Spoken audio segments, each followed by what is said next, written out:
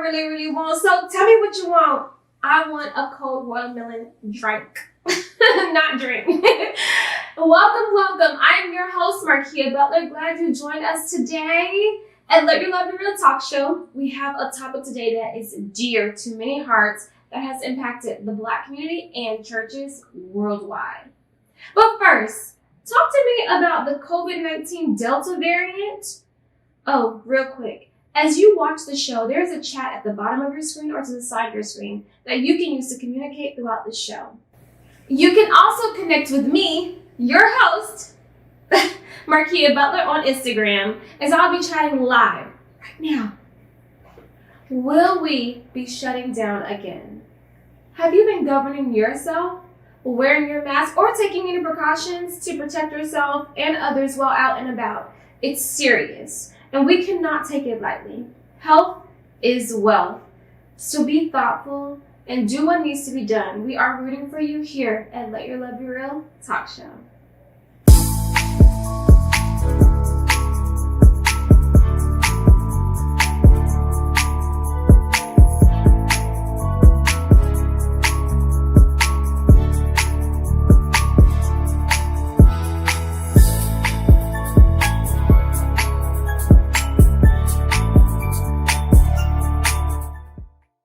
Today's guest is a self-taught and well-accomplished celebrity makeup artist from Brooklyn, New York.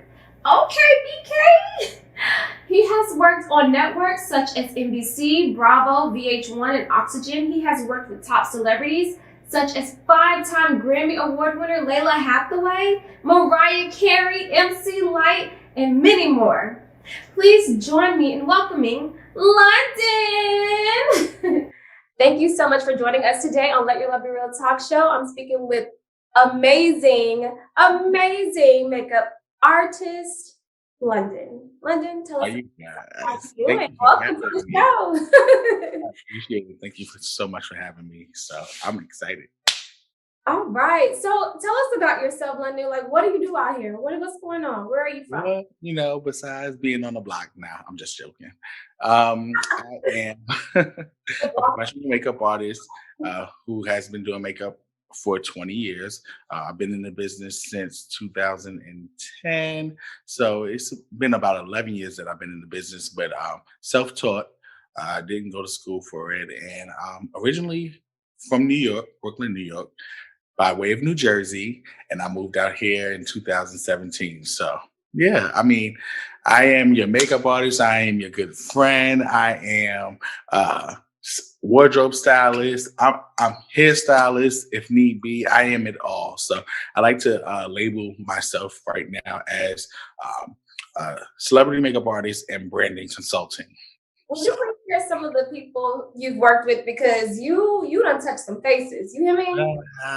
So I've worked with the likes of I worked with the most infamous Mariah Carey before. I worked with so many different ones. I worked with TD Jakes. I worked with Kirk Franklin. I've worked with Lisa Ray. I had the opportunity of recently working with MC Lyte, and then I have on my forever roster Layla Hathaway, who is a 5-time Grammy Award winner, and she is my muse as well. So I currently still work with her, amongst some other great women that are not so much in the business, but hierarchies and corporate and things of that nature. So all my women, whether it be an everyday woman or a celebrity, they're all jewels to me. So They are. Come on, Jules. How did you come up with your tag, Jules? Like, what is that? I'm glad that you asked that because not many people ask that anymore. So, of course, my government name is not Londyn Juwelz, but I always had a fascination for London, which I have not been yet. And I even have family out there. I just haven't been. But we're going to make that a past tense because I need to go between this year and next year. Definitely.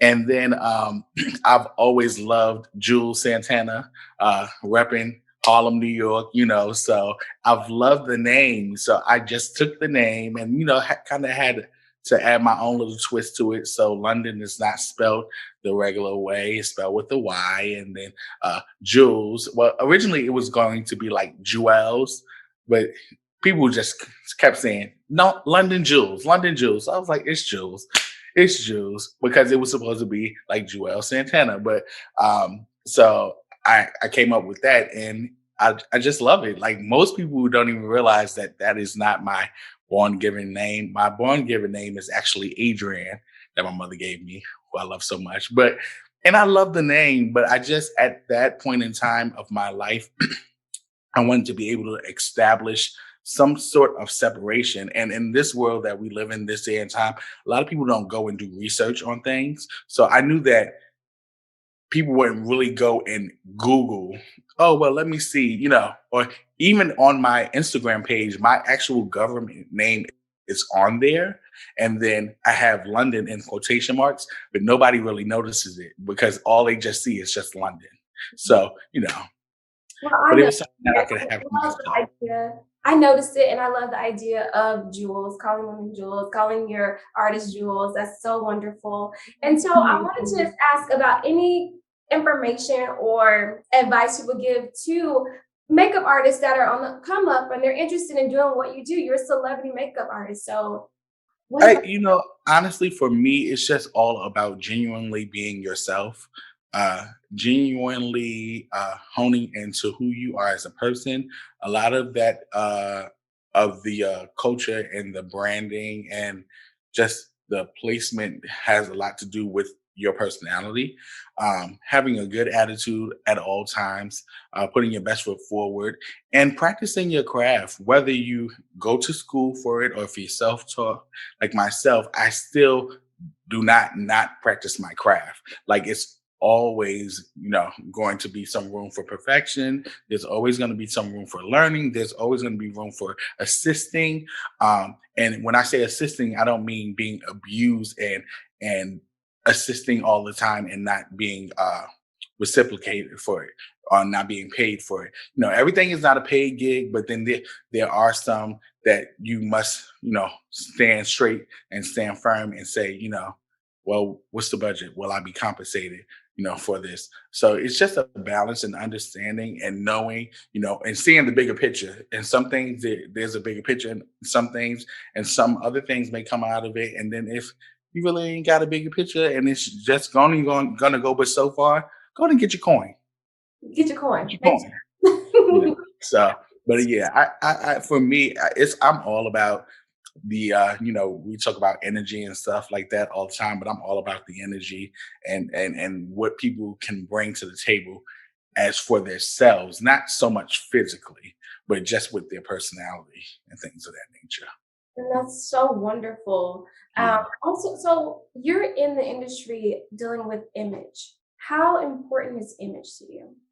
Ooh. Well, image is very important.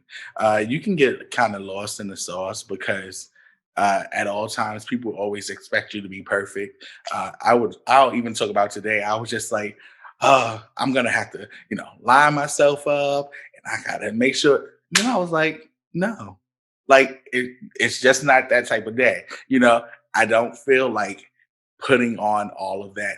And especially being a makeup artist, people are always, or in any type of um, artist in the beauty industry, whether it be fashion or anything like that, like people always expect you to be on. And you have kind of have to, it's a it's a love hate relationship, because it's not a facade that I'm putting on. This is just what you're going to get when I step out of my doors. You want to make sure you look your best at all times because you never know who you might come across, who you might meet. But there are some days where I'm just in my shorts or my sweats or and Zoom. I'm sure a lot of people seen Zoom videos before and people get up and they have on their underwear. That would be me. But I actually, I got dressed today, so don't have to worry about that. But there are moments though that I'm saying that you just want to be chill. You don't want to put it on, but it is very important. It's very detrimental to who you are as a person and the brand that you are building outside, of the elements. And when you meet people, because people want to meet people that are fly, people want to meet people that have it together and stylish. And if you just look like a bum, nobody was gonna want to be bothered. So So image is very, very important. So I want to kind of switch gears here and ask about what you love about life. So, what I love about life is life. Being blessed with the opportunity to be able to wake up yet another day is the greatest gift within itself, because now I have another opportunity to do things that I did not get to do yesterday. And whether it be fix something or do something that I haven't done at all and challenge myself to get up there and get out there, like it, I have another uh, look on life. Each and every day that I wake up. So that is a major thing for me. Um, the other thing that I love about life is being able to really get to know who I am as a person, and really get to learn me, and really get to love on me, and grow, and just pick out those things that shouldn't be in where they should be, or looking at myself in the mirror and saying, hey, what can you do to improve who you are as a person today? So we came together to discuss more so about the discrimination you may have faced growing up, and the lifestyle that you live. Right. So would you please share your journey in regards to when you began the same sex journey? So, for most, or for those of you who may not know me, I am a Black African American who happens to be gay as well. And it has not always been an easy journey. I know when me and you met, we discussed about how, I grew up in the church, in the Black church, in the Black community, where, you know, you're usually slandered for being gay. It's a sin. I'm going to hell, with gasoline draws on. And just as I begin to mature and get older, and finding myself, that's why I say that's the greatest thing in life that anyone could ever have. Um, I began to question and want to do some research on, this just don't seem right. Like, why would God create something that He's going to destroy, or just be so angry and mad at? But then He knows. So on one hand, we say He knows everything, He knows all, right? Then on the other hand, we say, oh well, but whatever you do, or being gay it's a sin. You're gonna burn. Like, you're an abolishment to, you know what I mean? It's an abomination. But if He created me, then did He not know that all this was going to transpire before?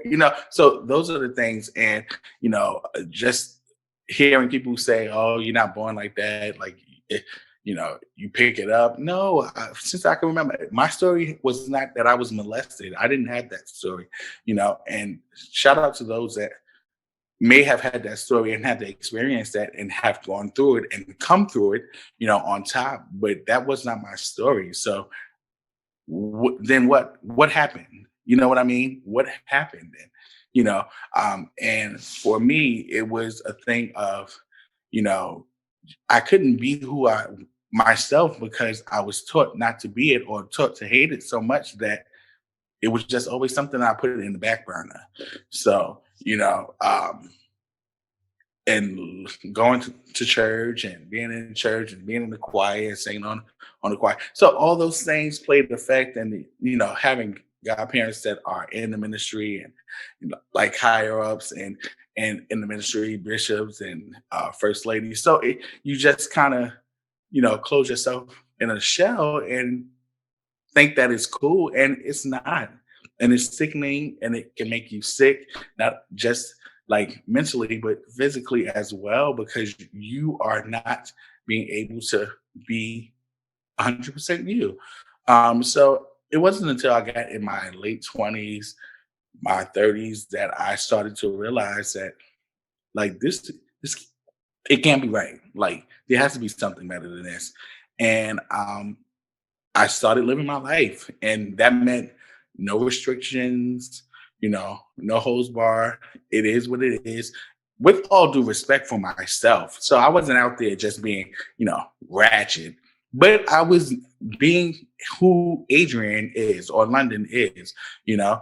Um, and that was me. So it can be a little complicated, because just going into just different details and stories. But for the most part, I've learned to accept who I saw in the mirror and understand that it is okay for me to be who I am and to like who I like.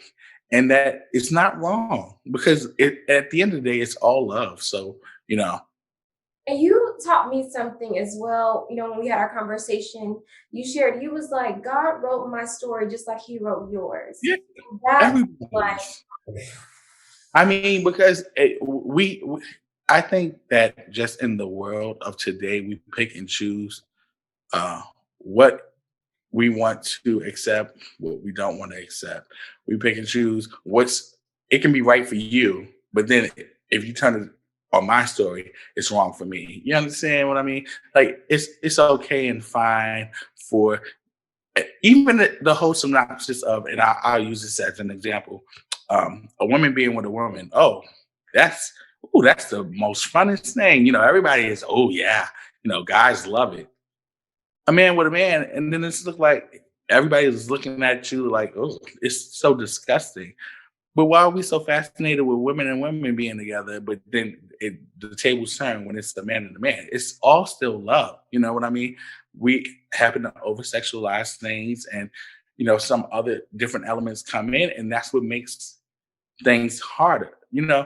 I always say to people too as well. Do you think that if growing up being teased, being ridiculed, for you not being as masculine, or I mean, and I'm not the most uh masculine nor feminine guy, I'm kind of neutral in the middle, but having the name Adrian, of course, they're looking for a female, when the teacher's calling you in class. So all of that, do you think that if I had a choice to say, if God says to me tomorrow, there's two pills. One pill will keep you as is, and you'll continue to live the life that I have planned for you right now.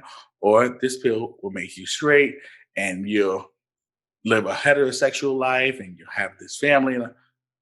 What would you think that I would choose? If I had the opportunity. Because nobody wants to go through all that ridicule. Nobody wants to go with feeling like they are not wanted or loved because of who they are.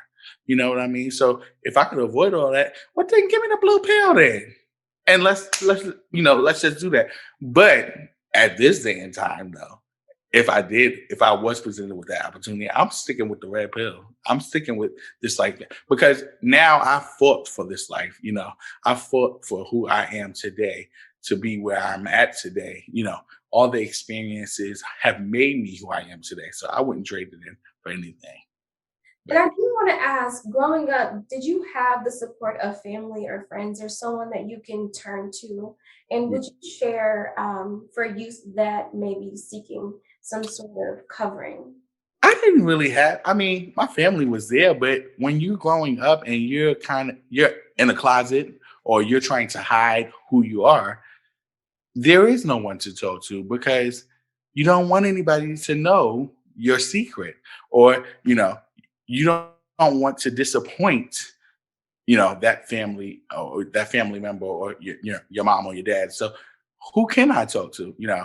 For the longest I grew up as a single child, until I was about the age of 10. Then my mother had another child. So, and the dynamics by then, we're 10 years apart. I can't really talk to him about what I'm going through because he doesn't understand.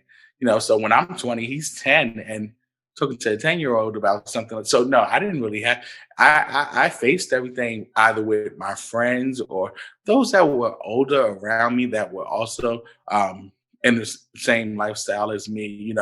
I looked up to them. So, but I didn't have a lot of friends that were around my age, which I think helped as well. They were either older or a little bit older, so they were role models, and they were like, "No, we don't do that. Oh no, you won't be doing this. Oh no, come on in here."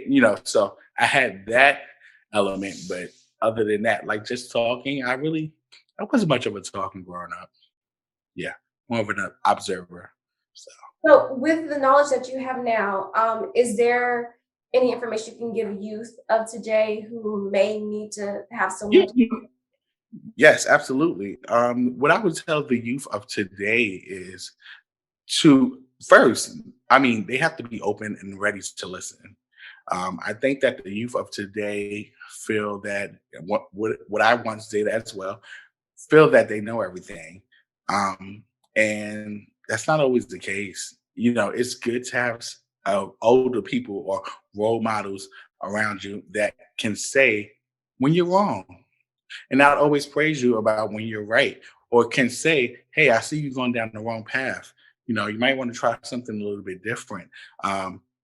And also, who can verbalize and say, "This is not just a fad. Like this isn't a trend." I feel that today in today's world, we have so many different labels, but we try not to be labelized. Like we have the non-binary, we have LGBTQ, we have trans, you have queer, you have. It's just so much, and it's like in a world where you try not to be labelized, but we end up labelizing ourselves anyway. So I would just say to them to really just get someone of an older sense that can be a role model to them, that they can be verbal with, and be transparent with, and just speak their mind so that they can lead them in the right direction that they need to go. Because I mean, not having somebody is going to be a little bit more harder than having somebody in your corner, you know, especially in this day and time. Most definitely. And so I do want to ask, is there anything you want to say to specifically the Black community and gay community? Like, is there something specific you would like to You, share? you Like, know, how can we bring like a peace? How can we be allies and help one another and build and grow? Like, how can we, you know, well, I think that it all starts. Communication is key with anything, and I think that we have to learn how to communicate with one another and be open and not so judgmental. Um, in anything, in any aspect. Sometimes we have to sit and listen and take all of it in, and then give our opinions or what we think after. But we have to be receptive to be able to know that everything each person may not agree with, you know what I mean? Or you may have a disagreement. And it may be uncomfortable, but we have to learn how to communicate. And I think that is the hardest part with each other, especially within the Black community, and also support one another. We don't learn how to support one another and be there for one another. Again, only for those that we may know.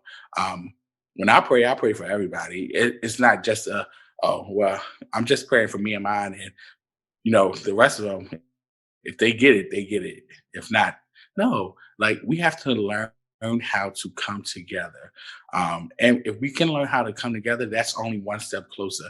It's hard because we're not represented in a lot of things. I mean, aside from just in the LGBTQ community, but just period. Like there's always a small portion of that. Unfortunately, in the LGBTQ community, we're now just being recognized as, oh, there's blacks that are gay. Yeah, I mean, we always been here, but you understand when you see the poster boards of gay pride, like, and I was just telling a good girlfriend of mine the other day that gay pride is so oversaturated this year, like oversaturated. Everybody wants to jump on the ball now. Before, nobody wanted to be bothered. Now everybody wants to jump on the ball, you know. And with that being said, like you would always see posters or events or ads with a whole bunch of white people, and there was never any representation of us there. Like whether it be a black male or a black female, there was never any, all you just see is the white people, in the forefront. So now it's starting to shift, but it's still everything, as we know in this world, is moving slowly. We have to fight. We have to fight in every aspect, especially being African American. So I don't want to fight with my fellow siblings and my fellow black people. I want to come together so that we can fight the fight together and be strong and elevate. And I think that is where we are feeling, and the community whole as an aspect. Because just like I'm gay, there's somebody else brother that's gay. There's somebody else cousin that may be gay. We all got them in our family. Just like as if we may have that one or two people that have done drugs and become a drug addict in our family. Like so, there's no room to point fingers at one another. Instead, let's not point the finger and hold hands with one another and say, how can we, be of help to one another? How can your story help my story? And how can we be great? Like, how can we keep each other safe? Because that thing Stay. literally is about Yeah. safety, and it takes a village. It takes you ain't never lied. It takes a village, but that safe word is the most important part because if we are not being safe or protecting our own, who's gonna protect us? Well, London, I am so proud of you. Like, you are just flourishing. Like, your makeup is exceptional. Thank you. I appreciate I that. have opportunity for you to grace my face and not your jewels. So where Yeah. can we find you? If just we want to, maybe connect with you some sort of way, please share your Yeah. handle. Well, absolutely. You can definitely find me on Instagram right now. And my handle is at Londyn Juwelz, and that's LON as in Nancy, D as in David, Y as in Yo Yo, N as in Nancy, J as in Jack, UWELZ as in zebra. And hit me up. I mean, hit me up, like, share, comment, say hey. The most awesome stuff. There's a shirt I want on his page. So, Leonardo told you, I was You like, know what? So that's actually a dress. it, can I? You go. And I'm. you can definitely, yeah, you can definitely. It's a dress that I've gotten from a place that I won't give any Cool. promotion to. Yeah, you don't gotta share that, but I don't want everybody to have my shirt dress. Hmm. But Yeah, yes, I thank you got so it years much. ago, so it's not in the stores Not even anymore. available anymore. So I'm just waiting on like a red carpet or But something. I got you. You can Okay, just come by, come by the house. I got you. okay, thank you. It was such a pleasure to chat with you today and just to Thank start you. the conversation. So we love you here at Let Your Love Be Real Talk Show, and thank you guys so much. I'm Markia Thank Butler, and thank you you. so much, Londyn. Yes. That was an awesome interview with Londyn. There is so much work and love that is needed in homes and communities, most of all healing. We each have different journeys. Reminder, each of us have different stories and they're written. We are just walking it out. Prayer and love and peace to you and your loved ones and those are watching today. We will not always understand, but kindness will take you as far as well as letting your love be real. We are something today because of your love and support. So thank you for believing in us. Thank you for watching our show and supporting us. Thank you for sharing our show. I apologize. I have to be the bearer of bad news, but it's good as well. We are taking a hiatus because it takes a team, and our team has gotten busy with great opportunities that has come our way. This is only the beginning. We know firsthand all of the hard work it takes and what is required to get this beautiful show off the ground again. Thank you for all of your support. It's been fun. Thank you. I am your host, Markia Butler. Remember, love is the breath you breathe. So, let your love be real until we meet again.